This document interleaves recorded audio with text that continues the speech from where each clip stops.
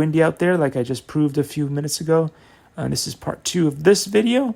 I'm probably going to try again. I will attempt to put the new InSinkerator onto the sink, and hopefully that'll work. As well as you can see here, I had this little tool here.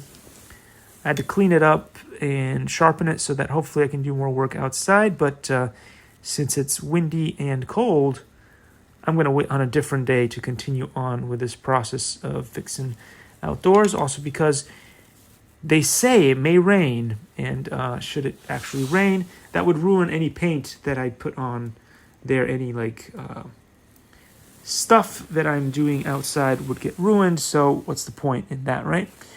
Why waste good material when you don't have to? Thanks for watching, guys, and I'll see you all in the next one. Take care. Likey.